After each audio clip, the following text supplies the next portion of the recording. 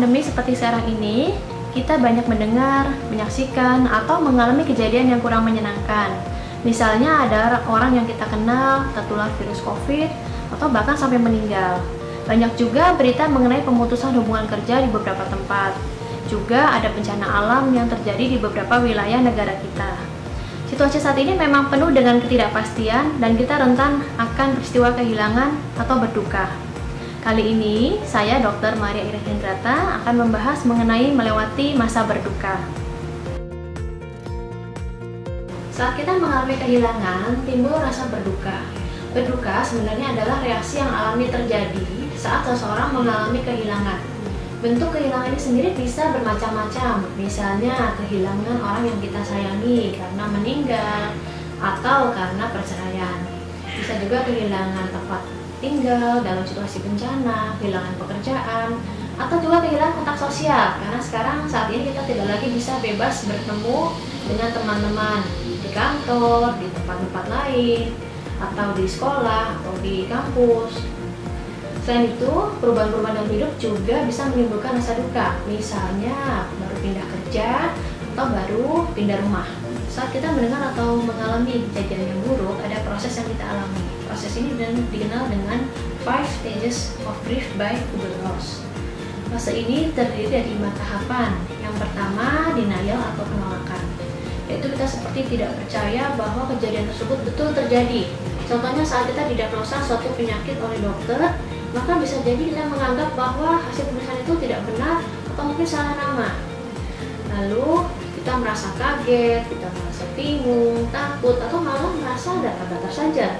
Sesungguhnya fase ini di awal membantu kita untuk meminimalkan rasa sakit akan kehilangan tersebut. Yang kedua, anger atau marah. Fase ini terjadi saat kita sudah mulai sadar bahwa kejadian ini memang benar terjadi. Kita merasa frustasi dan rasanya tidak ada yang bisa menolong kita.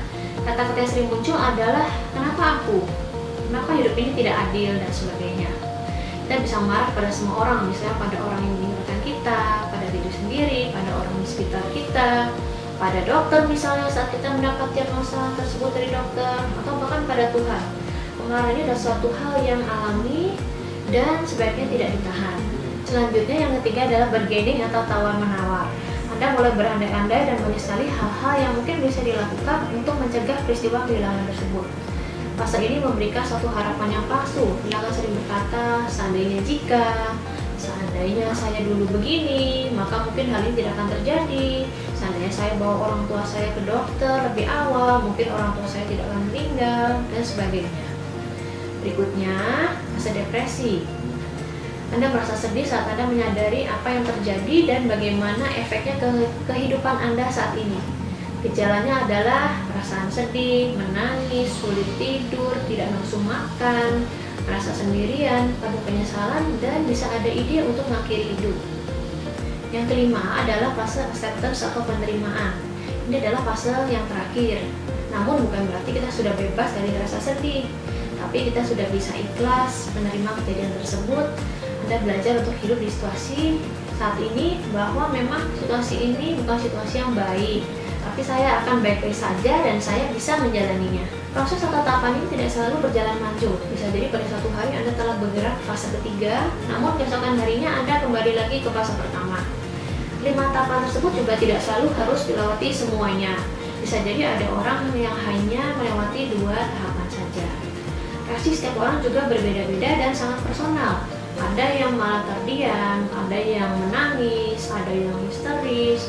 Semakin signifikan kehilangan tersebut, maka akan semakin intens kedukaan tersebut. Tidak ada batasan waktu untuk berduka. Ada yang bisa merasa lebih baik dalam hitungan minggu atau bulan. Namun ada juga yang sampai tahunan.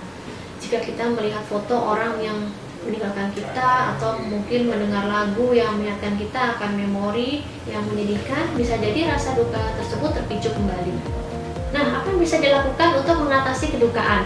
Yang pertama, lakukan self-care atau perawatan diri. Karena pada masa berduka ini banyak justru orang yang mengabaikan self-care-nya. Tetap usahakan untuk cukup istirahat, tidur cukup, dan makan teratur. Lalu cari dukungan sekitar, baik dari teman dekat ataupun keluarga. Jangan menderita sendirian dan jangan malah mengisolasi diri. Cari support group atau orang-orang yang juga mengalami kedukaan. Hindari pengalihan ke hal-hal yang berbahaya seperti penggunaan alkohol, merokok berlebihan, atau malah penggunaan narkoba. Karena pengalihan seperti ini tidak dapat membuat Anda menjadi lebih baik dalam jangka panjang, malah bisa menimbulkan dampak negatif seperti adiksi atau malah memicu depresi dan kecemasan. Alihkan kegiatan yang positif dan bisa meningkatkan kesejahteraan mental Anda. Meski Anda memiliki support system yang baik, melewati proses berduka ini memang tidak mudah dan tidak sederhana. Beberapa orang merasa stuck di satu tahapan. Hal ini bisa menjadi complicated grief. Contohnya orang yang terus-menerus merasa marah atau denial atas kehilangan orang yang terdekatnya. Atau bisa juga Anda telah melewati beberapa tahapan namun kembali lagi ke siklus awal. Hal ini bersifat kronis dan membutuhkan pendampingan dari profesional kesehatan. Rasa duka yang tak terselesaikan juga dapat mempengaruhi berbagai aspek kehidupan dan membuat kita tidak dapat menjalankan fungsi kita dengan baik. Jika berduka ini tak kunjung membaik, timbul gejala-gejala depresi berkelanjutan, atau mulai muncul pikiran untuk menyakiti diri, Anda merasa tidak sanggup atau ingin belajar cara coping yang baik, Anda dapat meminta bantuan profesional ke psikiater atau psikolog. Nah, psikiater atau psikolog akan membantu Anda mengolah emosi dan membantu Anda membuat rencana mengenai bagaimana Anda akan menjalani hari-hari Anda ke depannya. Masa-masa seperti saat ini memang tidak mudah, tapi selalu ingat bahwa bantuan itu selalu ada. Izinkan diri Anda terbantu. Jika kita bisa memahami emosi kita, memperhatikan diri kita, dan mencari bantuan, maka kita akan bisa pulih. Semoga kita bisa melewati masa-masa ini dengan sebaik-baiknya. Tetap jaga kesehatan dan salam sehat jiwa.